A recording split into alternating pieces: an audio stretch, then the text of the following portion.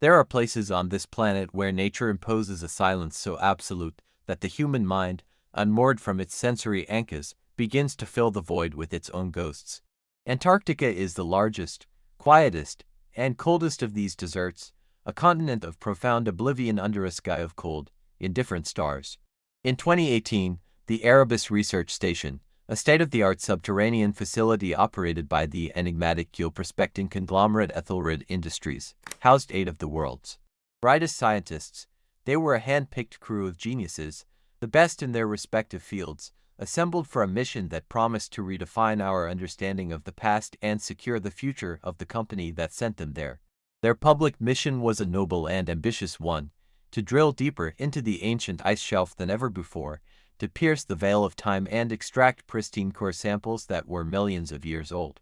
They were supposed to be the team that would finally and definitively rewrite Earth's complex climate history with their groundbreaking discoveries. Instead of making history, however, they were completely and utterly erased from it. They descended into the unending, 4-month twilight of the long polar winter, a season of perpetual darkness and isolation, a lonely vigil from which none of them would ever emerge into the light of the sun again. The official explanation for their disappearance, released a quiet 6 months later after a brief and suspiciously clean internal investigation, speaks of a catastrophic fire. The report claims this fire originated in a faulty primary generator deep within the station's heart. This initial disaster was followed, the document alleges, by a total structural collapse under the immense pressure of the ice above. It was officially labeled a tragic, unavoidable accident, a stark and somber testament to the unforgiving dangers of the Antarctic continent. The case was quickly closed. The families were given generous compensation packages tied to strict non-disclosure agreements, and the world, with its short memory, promptly moved on to the next headline. But this official story is a deliberate and a meticulously calculated lie. It is a thin, fragile smokescreen of corporate jargon and redacted reports, designed specifically to cover up something their own internal memos and panicked communications, which I have managed to obtain, cannot and will not ever be able to properly explain. I am an independent archivist, a digital ghost who haunts the forgotten servers and data graveyards of the world. My specialty, my obsession, is recovering and restoring digital histories that powerful people have tried very hard to keep buried forever. And I have gained access to the complete, unedited audio logs, the security footage transcripts, and the private, encrypted digital journal of the station's commander, Dr. Rhys Evans. What you are about to hear tonight is not the story of a simple, tragic accident. It is the detailed, day-by-day chronicle of a slow, creeping, and brutally efficient psychological invasion. It is the first-hand account of something ancient, intelligent, and deeply hungry awakening from its long, geologic sleep from its prison deep within the ice. We will now begin this journey with the first truly disturbing audio log that I was able to painstakingly restore from a corrupted data drive. It is dated May 28th, a mere 2 weeks into the suffocating, eternal darkness. The initial tone you will hear in the commander's voice is calm, almost clinical, the voice of a professional reporting an anomaly in a world that is supposed to run on predictable, explainable data. That professional calm, that unwavering certainty in the known laws of physics, would soon be stripped away from him and his crew, layer by painful layer. Their confidence would be eroded until nothing was left but the raw, primal terror of a group of intelligent human beings facing the truly, fundamentally impossible. They were about to encounter a reality that their science had never prepared them for, a truth that their minds were not equipped to handle. This is the beginning of their end, the first note in a symphony of madness and cosmic dread, played out in the loneliest place on Earth, a place where no one, absolutely no one, can hear you scream. Log entry, May 28th, Commander Evans recording for the weekly Ethelred Progress Report. We have experienced our first significant, unexplainable incident of the winter over season. Earlier today, Dr. Kenji Tanaka, our chief technician and systems expert, a man who knows this station better than its own designers, came to me with a rather puzzling diagnostic report from the external perimeter array. The array of external sensors, specifically the seismic, magnetic, and the new mass density detectors, had a simultaneous, high-energy reading that lasted for precisely 3.7 seconds. This reading indicates a significant event, a major physical disturbance in the immediate vicinity of the station, something large and dense moving nearby. And yet, the thermal and the high-resolution optical cameras, which provide a complete and overlapping blanket of surveillance coverage around the entire facility, showed absolutely nothing. Not a shifting ice formation, not a sudden pressure ridge collapse, not even a distortion that could suggest a mirage. The world outside was as still and dead as a photograph. I initially dismissed it as a temporary equipment failure, perhaps caused by the extreme, persistent cold, a simple ghost in the machine. Such things are expected in an environment that actively tries to destroy any piece of sophisticated technology you place within it. These phantoms in the data are a common occurrence, usually a sign that maintenance is needed. My initial complacency, my logical and professional assessment of the situation, however, lasted only until this evening. At precisely 2,300 hours, Dr. Anya Sharma, our brilliant and sometimes dangerously reckless chief geologist, called all of us to the main observatory dome, the Oculus, with an urgent and breathless tone in her voice. There was a light outside, a phenomenon none of us could immediately identify or categorize based on our extensive knowledge. It was not an aurora. The sky was a perfect, star-dusted tapestry of black velvet, clear and utterly dead. This was a single, definite, and isolated source of light, hovering silently in the air about a kilometer from the station, pulsing in a slow, hypnotic, and perfectly regular rhythm. The color of this mysterious light was a pale, sickly, unnatural green, a hue that felt entirely alien to this world of white and blue. It was a color that seemed to absorb the surrounding darkness rather than illuminating it. We immediately checked all available satellite records and scanned all known radio frequencies for any unlogged traffic. There are no other expeditions, no scheduled or unscheduled aircraft, for 1,000 kilometers in any direction from our position. We were, and we remain, completely and utterly alone in this vast, frozen wasteland. We are a tiny island of warmth and life adrift in a sea of absolute, unending desolation, a fact that had never felt so terrifying. Dr. Sharma, ever the scientist and driven by a relentless curiosity, was immediately and intensely fascinated by this impossible anomaly. Her mind, a finely tuned machine of logic and reason, raced with a multitude of incredible possibilities, each more exciting than the last.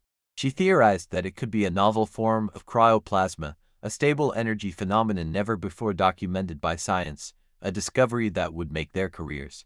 She wanted to take a specialized, long-range snowcat to venture out into the darkness and collect spectral data.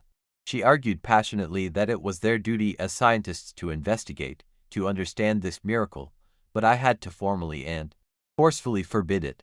I cited the station's strict winter-over protocols, a commander falling back on the rules. But the truth is, I felt a deep, primal wrongness emanating from that distant, silent light. There is something fundamentally broken in the way it presents itself to our senses, a violation of natural law. It casts no shadows upon the vast, empty expanse of the ice. It does not reflect off the pristine, crystalline snow that blankets everything. It simply exists, a wound carved into the very fabric of the unending darkness. It was a silent testament to a law of physics that we did not yet understand, and perhaps that we were never, ever meant to understand in the first place. It was Dr. Jian Chen, our resident biologist and the crew's unofficial philosopher, who raised the most disturbing and chilling hypothesis. He is a quiet, contemplative man, but his mind is a razor-sharp instrument of observation that sees patterns others miss. He routed the main visual feed from the observatory's primary telescope to an oscilloscope, carefully analyzing the precise frequency and the complex waveform of the light's steady, rhythmic pulsation. He then cross-referenced that unique data signature with our station's internal engineering schematics. The rhythm, the very heartbeat of that alien light, was mathematically identical, down to the last possible millisecond, to the emergency distress beacon of this very station, our own technological cry for help. It was a perfect, flawless mimic, a chilling reflection of our own potential desperation. It was as if it were mimicking us, a deep-sea predator learning the call of its unsuspecting prey before it strikes. It felt like it was calling us out into the cold, into the endless, waiting darkness, a siren song in the quietest place on earth. I have made the decision to double all the watch shifts and to permanently seal the outer airlocks for the remainder of the winter. Nobody leaves this station under any circumstances. The primary drilling mission, the very reason we are here, is officially suspended until this phenomenon can be properly and safely identified. End of log. Evans's private digital journal, a separate and far more personal record of the unfolding events, shows that in the days that followed this initial encounter, the mysterious light began to move. It didn't travel across the landscape in any conventional or understandable sense that could be tracked. It would simply vanish from one point in space and then reappear, hours later, in another, always a little bit closer to their fragile sanctuary buried deep under the ice. First, it appeared at 900 meters, then a day later at 750, then at a deeply unsettling 500 meters. It was a slow, deliberate, and calculated approach, a methodical tightening of an invisible noose around the station. The team of scientists, trapped in their underground home, tried desperately to rationalize it, to cage the phenomenon within the comforting confines of their scientific understanding. They held long, tense, and ultimately fruitless meetings in the sterile common room, their voices echoing with a forced, artificial calm that did nothing to hide the growing, palpable fear in their eyes. They argued over increasingly desperate theories, each more unlikely and fantastical than the last. It was a futile attempt to impose the familiar order of their world on a phenomenon that seemed to operate entirely outside of it, a phenomenon that defied all of their known and established laws of logic and physics. Was it a rare and undocumented type of ball lightning, they wondered aloud, somehow sustained and stabilized by the unique and powerful magnetic field of the South Pole? Or perhaps, as Sharma hopefully suggested, it was merely a static discharge from the ancient ice sheet itself, a strange geological ghost created by immense pressure and cold. But no theory, no matter how creative, could possibly fit the calculated, seemingly intelligent nature of its movements. Nor could any of their models explain the perfect, chilling, and mathematically exact mimicry of their own distress signal. The light was not a natural event, it was an intelligence, and it was studying them with a cold, alien curiosity that chilled them to the bone.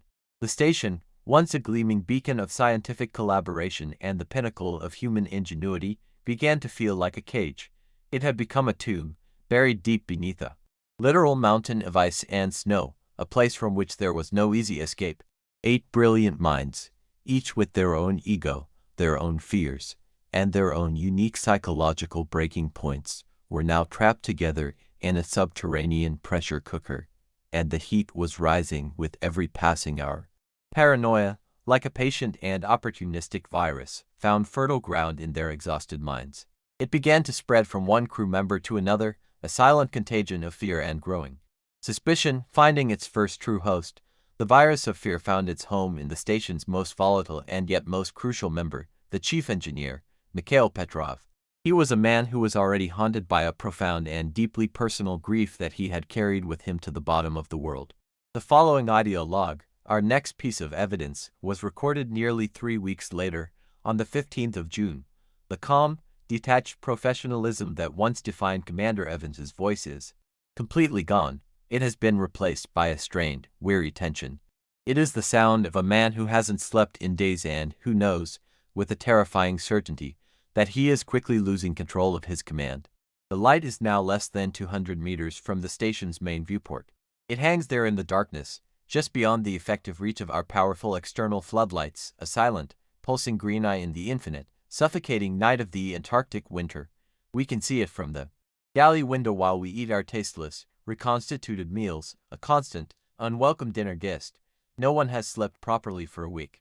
The station's medic, Dr. Isabella Rossi, has reported a sharp and alarming increase in the use of sedatives, as well as documented cases of insomnia and acute anxiety among the entire crew. Our collective morale is in tatters, shattered by the constant fear and the grinding exhaustion. Friendships that were forged over months of training have been replaced by bitter suspicion. Collaboration has given way to pointed accusation. Dr. Sharma and Dr. Chen had a terrible, screaming fight last night in the main laboratory, an explosion of fear and frustration.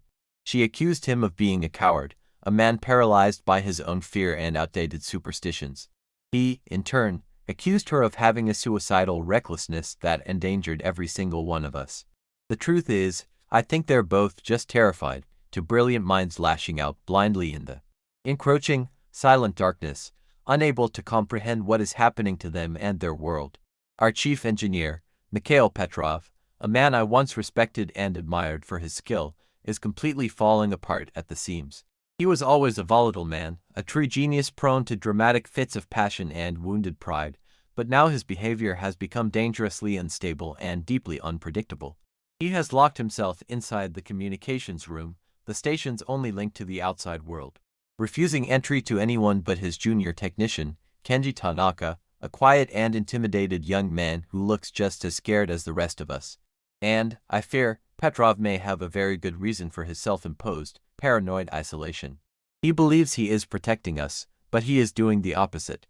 He believes he is protecting us from what he is hearing over the radio, but he is wrong. He is marinating in it, letting the poison seep deep into his soul, alone in the dark. The main long-range radio is emitting sounds that defy all rational explanation. It's not just the usual cosmic hiss of background radiation anymore, the white noise of the universe. Deep within that static, if you listen long enough and hard enough with headphones, you can begin to hear distinct voices. They are whispering short, broken, and tantalizingly personal phrases. They are feigned at first, like auditory illusions, ghosts on the very edge of your perception. They are just clear enough to make you question your own sanity, to make you doubt your own mind. The whispers are clearer now. We can all hear them if we try. The messages are simple and filled with a false, pleading vulnerability. "It's so cold. Can you hear me? I'm so lost. Please, won't you let me in? These are the sounds that now haunt the lonely, echoing corridors of the Erebus station, a constant, maddening reminder that we are not, in fact, alone here.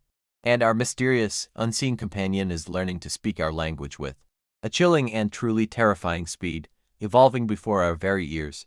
Petrov spent 12 straight hours yesterday, fueled by a dangerous cocktail of stimulants and growing paranoia, hunched over his equipment like a man possessed, his eyes wide, bloodshot, and unblinking. He was desperately trying to isolate the signal, to find its source, to understand its nature. He later came to me, his hands trembling, his voice a hoarse whisper, and told me that it's impossible. There is no transmission source. It's not bouncing off the ionosphere. It's not coming from any known satellite frequency. The signal seems to be originating from nowhere, or perhaps from everywhere at once, a ghost in the very fabric of the ether. The voices, he explained with a dawning horror, they use our own exact vocabulary, our own cadence, our own private jokes and turns of phrase. They are repeating entire sentences that we have said in the last few days, sentences spoken in what we foolishly believed was the absolute privacy of our own soundproofed quarters. This entity, whatever it is, it has somehow turned our entire home into a massive, sophisticated listening device. There are no more secrets left for us to keep from it, or from each other. Our privacy has been violated in the most profound way imaginable, our own thoughts and words turned against us. Yesterday, I had a heated argument with Petrov in the noisy, cramped generator room. I was concerned about a fluctuating power cell in the backup system and I questioned his recent maintenance schedule. An hour later, Dr. Sharma, her face as pale as a ghost, came to me in the geology lab. She had heard my voice coming from the comms panel in her lab, repeating my exact, angry words from our private conversation. "If that thing fails, Mikhail, we are all dead. Do you understand me?" But I was standing right next to her when she heard it, reviewing the latest core samples from the drill. "It wasn't a recording," she said, the tone, the angry, frustrated inflection. It was a perfect, chilling mockery of my voice. It was me, but it was filled with a cold, alien malice that was not my own. The words were mine, but the intent behind them was something else entirely. It was an act of psychological warfare, an attempt to create a rift between myself, the commander, and my chief engineer. And it was working perfectly. This malevolent, unseen intelligence was not just passively listening. It was actively and intelligently trying to divide and conquer us, to turn us against one another with our own words. But the true, unadulterated horror began this morning, when the entity decided to get personal. It stopped targeting the group and began to hunt individuals. It found the deepest, most secret cracks in our psychological armor and began to pry them open with the brutal precision of a surgeon. Petrov, whose beloved wife, Elena, passed away from a sudden illness 2 years ago, a grief he has never recovered from, claims to have heard her voice whispering his name in the static, just as she used to. And then he heard the unmistakable, laughing voice of his 8-year-old daughter, Sophia, who is supposed to be safe with her grandparents in Moscow. He heard her crying for him in the static, begging him to come outside and save her from the cold. He is utterly convinced it is a real distress call, a psychic cry for help that has somehow traveled across the globe to reach him here. He believes that something terrible has happened to his family back home. No one, not even Dr. Rossi with her sedatives and her calm reasoning, can convince him otherwise. He has become erratic, dangerous, and unpredictable. He now looks at us with a raw suspicion and a burning hatred in his eyes. He believes that we are trying to stop him from saving his child, that we have become his enemies. The thing outside, the silent, patient, pulsing light, is no longer just a passive observer in this unfolding drama. It isn't just mimicking our technology anymore. It's actively listening to our conversations, our confessions, our whispered fears in the dark. It is learning our fears, our loves, our deepest and most secret vulnerabilities. And it is using this intimate, stolen knowledge to meticulously and surgically turn us against each other. It is poisoning the well of our trust, transforming our small, isolated community into a paranoid collection of terrified individuals, locked in a desperate battle for their own sanity, a battle they are all losing. Dr. Chen has locked himself away in the biolab, surrounded by his notes and his increasingly strange theories, refusing to come out. He believes he has a new, terrifying insight into the nature of our silent tormentor. He no longer thinks it is a signal. He doesn't think it's a matter-based life form in any way we can comprehend. He now calls it a sentient signal, an ancient entity that exists as pure, predatory information. He has described it as a mimetic virus that has been dormant for eons in the ice, and now that our drilling has awakened it, it wants a host. It wants a foothold in our fragile, biological world. After that last, terrifying recording, the station's delicate social structure shattered completely and irrevocably. Trust became a forgotten luxury, a relic of a time before the green light appeared in their sky. The next audio file I was able to recover is not a formal journal entry from the commander. It's an ambient recording from the main control room, captured by a continuously running security microphone. The file is dated June 18th, a day of profound and irreversible tragedy for the surviving crew. It documents the final, desperate, and heartbreaking moments of the brilliant but broken engineer, Mikhail Petrov. This is the sound of his end. You will hear the panic, the confusion, and the utter failure of reason in the face of a perfectly tailored obsession. This is the sound of a good man, a brilliant engineer, being driven to madness by a perfectly crafted illusion, a weaponized memory of his own deepest and most profound love. Listen closely, and you will hear the exact moment that hope finally died for the crew of the Erebus station.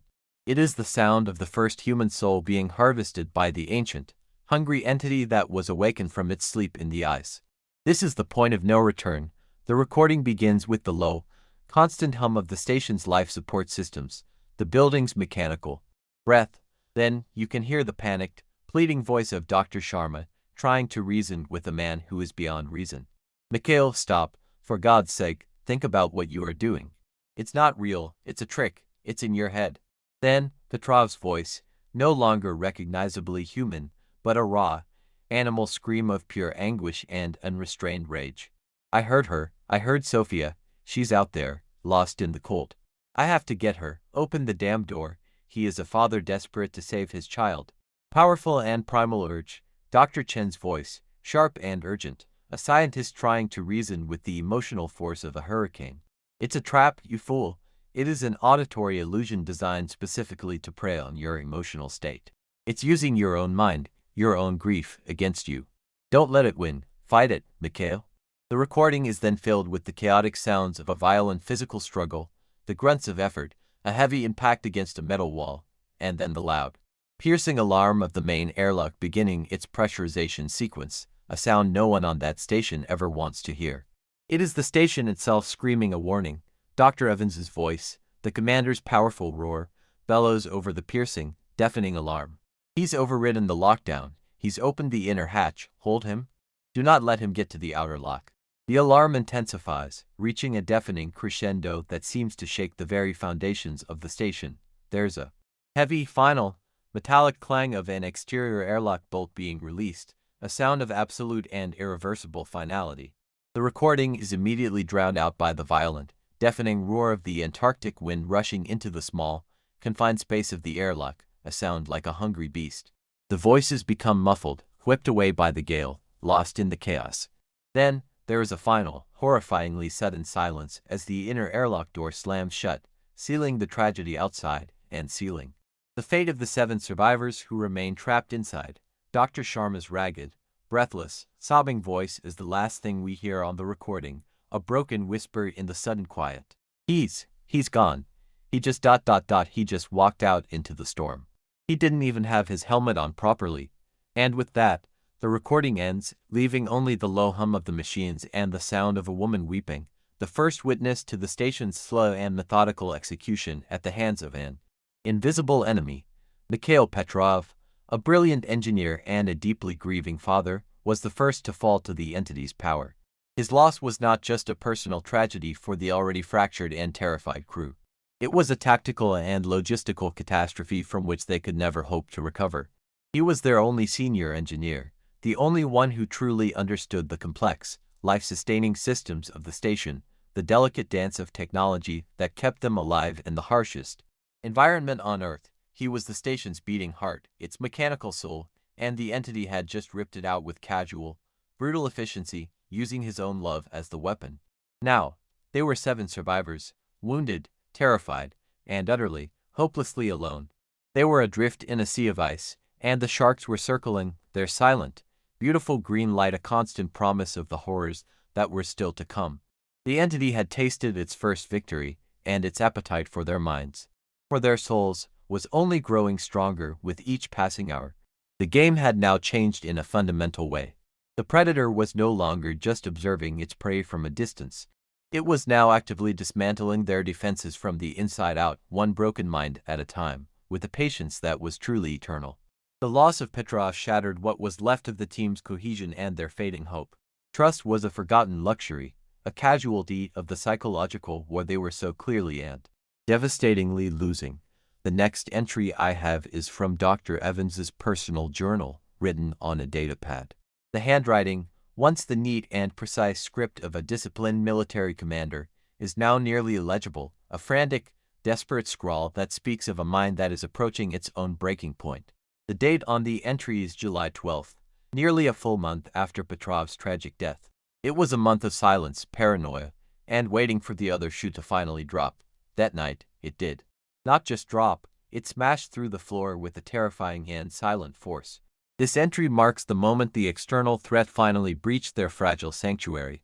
The psychological horror that had been tormenting them for weeks was now about to become terrifyingly and unavoidably physical. The monster was no longer simply knocking at the door, whispering through the keyhole. It was now inside the house with them, walking the same corridors, breathing the same recycled air. There was nowhere left for them to run, and nowhere left for them to hide from the coming storm of madness. July 12th. Petrov is dead. We searched for him with the powerful external spotlight for 12 agonizing hours straight after the storm finally subsided. We found nothing, no body, no tracks in the fresh snow, not even a single shred of his uniform. The storm took him. Or maybe, as Chen now believes, the light took him. We don't know which of those 2 possibilities is worse. Tonight, the light, our silent, green tormentor, is no longer outside. It got in. I don't know how. I can't explain it. The main power flickered for a single, terrifying second. The primary and the backup generators failed simultaneously, a catastrophic event that the station's own diagnostics later reported was a statistical impossibility. For one suspended, silent heartbeat, we were plunged into absolute, primordial blackness, a darkness so profound it felt solid. And when the emergency chemical lights hissed back to life with their eerie, ghostly green glow, it was there. It was floating silently, patiently, in the middle of the main corridor, as if it had always been there, waiting for us to finally see it. It had finally come inside, accepting an invitation that none of us had ever offered. It was an intruder in our home, a violation of our last safe space, and its silent presence was more terrifying than any sound it could have possibly made. It's hard to look at it directly. The light, the presence. Whatever it is, it hurts the eyes in a way that normal, physical light cannot. It induces a profound and disorienting nausea, a vertigo of the soul that makes you feel as if the floor is falling away beneath your feet into an endless abyss. It is a color that has no name in any human language, a living, shifting shape that defies the comfortable, predictable laws of Euclidean geometry. Dr. Sharma, who had been catatonic and silent in her room since Petrov's death, seemed to awaken from her trance, as if she was summoned by the arrival of a long-awaited and silent master. In a state of shock, or perhaps a morbid, scientific fascination that overrode her fear, she took a slow, deliberate step towards it. We screamed for her to stop, our voices hoarse and ragged with terror. She didn't seem to hear us at all. She reached out her hand, her fingers trembling, a brilliant scientist reaching for the ultimate, final discovery. The light flowed towards her, enveloping her in its sickly green embrace without a single sound. There was no struggle, there was no scream. There was only a profound and terrifying silence as she was consumed by the impossible light, a moth drawn to a flame that burns not with heat, but with cold. She just fell still. Her body, once so full of vibrant life and restless energy, went completely rigid, a statue of flesh and blood. Her eyes, once so full of fire and intellect and curiosity, were now vacant, empty pools reflecting the sickening, internal pulse of the light that now owned her mind and her body. She turned her head to face the three of us, a slow, unnatural, mechanical movement that made the hairs on my arms stand up, and then she smiled. But the smile was a horrifying parody of a human expression, a rictus of stretched muscles that could not reach her empty, staring eyes. Then she spoke, and the voice that came from her lips was not her own. It was the perfectly mimicked, grief-stricken, Russian-accented voice of the deceased Mikhail Petrov. "There is no more cold," the thing that was wearing Anya Sharma's face said to us, its voice echoing in the silent corridor. "It is so quiet here. Sophia is waiting for me now." And in that single, horrifying moment, we knew with absolute certainty that we were no longer fighting for our sanity. We were now fighting for our very souls against an ancient, cosmic enemy that we could not possibly comprehend, let alone hope to defeat in any meaningful way. Now there are 4 of us left who are still human, or at least, we desperately hope that we are. Me, the biologist Chen, the quiet technician Tanaka, and the terrified medic Rossi. And then there is the thing that is using Dr. Sharma's body like a child would play with a broken doll, a horrifying puppet of meat and bone. It moves through the station with a terrifying, silent grace, its head always tilted at an unnatural angle, humming a distorted, off-key version of the tune from our old, morale-boosting radio station, a cheerful song now turned into a funeral dirge. It is a constant, walking mockery of our lost hope. It doesn't attack us. It doesn't need to. It just watches us, waiting. Its presence is a constant, suffocating weight on our minds, a promise of what awaits us all if we let our guard down for even a second. Dr. Chen has a new theory, his most terrifying and perhaps his last. He believes the entity cannot spread physically, like a conventional virus, that it cannot force itself upon us. It needs our consent. It needs us to accept it, to willingly open the door of our consciousness and invite it inside. It offers us what we desire most, our greatest weakness, as a golden, poison key. For Petrov, a grieving father haunted by his loss, it offered the sweet, comforting voice of his lost daughter and a final release from his endless pain. For Sharma, the brilliant geologist who yearned to touch the unknown, to be the first to discover something new, perhaps it offered the ultimate revelation, a glimpse into the very mind of God itself. Each offer is tailored, personalized, and ultimately, completely irresistible to a mind that is already under siege from fear and exhaustion. It is a predator that does not hunt its prey with claws or teeth, but with our own hopes and our own dreams, turning our best qualities against us. It finds the hairline cracks in our souls and patiently, methodically, widens them until we shatter completely into a million pieces. We have barricaded ourselves in different sections of the station, a scattered and futile resistance against an enemy that is already inside the walls. But we all know, in the silence of our lonely rooms, that it is only a matter of time. The entity is patient. It has been waiting for millions of years, locked in the ice. It can certainly wait a few more days for us to break. We are nothing more than specimens in its ancient, cosmic laboratory, insects trapped under a glass, and it is studying our every move. It is learning our every weakness, preparing its final, perfectly tailored move for each of us. The end is no longer a question of if, but a terrifying and deeply personal question of how. Evans's final, fragmented journal entry, which I will now read to you, details the loss of the quiet and thoughtful Dr. Chen and his own final, desperate decision as the commander of a doomed mission.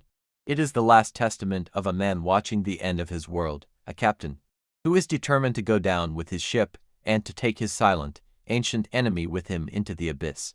This is the sound of the last human voice from Erebus Station. After this entry, there was only a long and profound silence from the ice.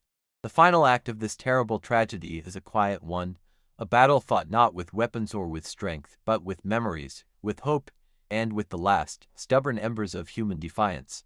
It is the story of a final stand in the face of an ancient, cosmic, and utterly indifferent intelligence that sees us as nothing more than a resource to be consumed. Listen now to the last recorded words of Commander Rhys Evans. They are a warning, a confession, and a desperate, final prayer. Chen is gone. He spent the last 48 hours of his life locked in his biolab, surrounded by his life's work, the culmination of his brilliant career. He was murmuring to himself about quantum consciousness, epigenetic memory, and information trapped in the crystalline structure of the ancient ice. He became utterly convinced that the entity was a form of life so ancient and so alien, that it was purely informational, a sentient signal that was awakened from its billion-year slumber by the clumsy, percussive vibrations of our drilling into its frozen tomb. He saw it not as a monster, but as a miracle of evolution, a life form beyond our comprehension. He believed he could communicate with it, that he could reason with it as one scientist to another. He foolishly thought that it wasn't evil, just hungry for new data, for new experiences, for the complexity of biological life. He opened the lab door, a gesture of peace. The thing in Sharma was waiting patiently for him in the corridor, as if it knew he would eventually come, as if it had been expecting him. He spoke to it in a calm, academic voice, a scholar addressing a new and wondrous life form for the first time in history. I don't know what he said to it. I could not bear to watch what was about to happen. The thing that was once Anya Sharma just tilted its head at an impossible, bird-like angle, a gesture of mock curiosity. And then it began to speak, and as it spoke, it began to describe, in perfect, clinical detail, the precise molecular structure of Dr. Chen's own DNA. It described his genetic history from his mitochondrial Eve to his predisposition for heart disease. It recited his childhood memories, the name of his first pet, the feeling of his first love, the shame of his greatest academic failure. It was reading him. It was unspooling his entire existence like a reel of tape, reducing his life to mere data. Chen fell to his knees, tears streaming down his face as his life was laid bare before him. I heard him whisper. The last thing he said, in a voice of utter, soul-shattering awe and surrender, was, It's beautiful." Then he stood up, serene and empty, and walked into the pale green light that emanated from the thing that was once his friend and his colleague. He was harvested, another note added to the entity's growing symphony of minds, another voice joining its silent chorus. His quest for knowledge had led him to the ultimate and final revelation he would ever experience. Now, it's just me. Tanaka and Rossi are gone. I don't know how, and I don't know when they were taken. I just know their rooms are now empty, their doors left wide open in a silent, mocking invitation. I have barricaded myself in the communications room, the technological heart of the station. The light, and the two silent, graceful puppets it now controls, are outside the door. I can see the green pulse under the frame, a steady, patient, rhythmic glow that never ceases. It isn't offering me anything tangible, no visions of loved ones, no false hopes of rescue. It is doing something far worse, something far more personal. It's singing to me, a quiet, wordless lullaby my mother used to sing to me when I had a high fever. As a child, a forgotten song from a forgotten time. It is a memory so deep, so private, that I had forgotten it myself until this very moment.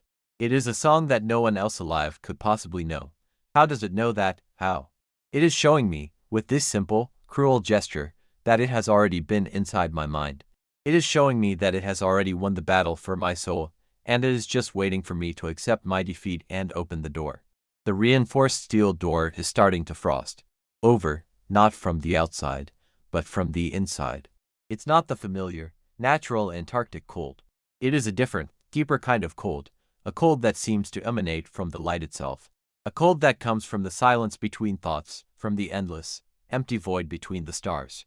I think I finally understand what it truly wants from me. I am the commander. I am the only one left who possesses the encryption keys for the Ethelred Industries global emergency broadcast system. It doesn't just want to harvest the 8 of us. That was merely the appetizer. It wants to reach the rest of the world. It wants a bigger, global audience for its song. It wants to broadcast itself, its sentient, viral signal, into every radio, every television, every phone, every computer screen, and into every sleeping mind on the entire planet. The groaning metal of the door is buckling inward now, shimmering with an impossible, beautiful frost. I will not let it transmit. I will not let it escape this frozen tomb. I have destroyed the radio, the servers, every last piece of communication gear in this room. It is my final act of defiance as a human being and as a commander. This is my last entry. I do not know what happened to the others. I can only assume the worst for them. There is only silence now. And the light, waiting patiently for me on the other side of the broken door. The name of this station, Erebus.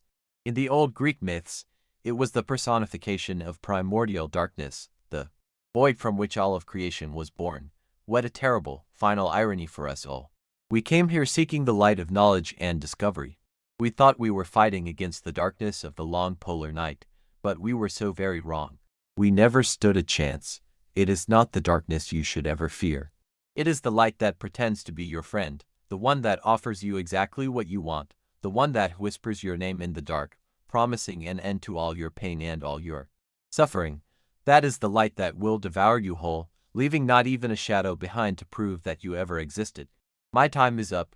The door is about to fail. So be it. I will meet it on my feet, as a man, not as a specimen. My name is Erebus Evans, and I was the commander of this station. The Ethelred Industries rescue team found the station 6 months later. They reported finding it empty, no bodies, no signs of a struggle or a fire. Just a profound, a natural silence, a stillness that felt ancient and deeply wrong to the hardened rescue crew. They found this journal, left open on the desk in the main radio room, which had been methodically and expertly destroyed from the inside, its vital components smashed into unrecognizable pieces. They never found the other audio logs or the station's security recordings. They were conveniently and officially lost in an unfortunate archival fire that occurred back at corporate headquarters just a week after the rescue mission concluded. But the truth is here, in these restored files, painstakingly salvaged from the digital wreckage of the station's servers. Whatever the entity at Erebus Station was, it wasn't destroyed. It was merely inconvenienced. It's just waiting, patiently, sleeping and dreaming under the immense weight of the ice and snow. It is waiting for another team, another drilling mission, another group of curious souls to drill a little too deep, to answer its silent, patient call from the depths of the earth. And it will wait for as long as it takes, for it is a creature that measures time in eons, not in hours or days. But there is one last detail. A terrifying and revealing postscript that I found buried deep in a corrupted subfolder of the rescue team's cargo manifest. It was a document I was never supposed to see, a single detail that changes everything about this story.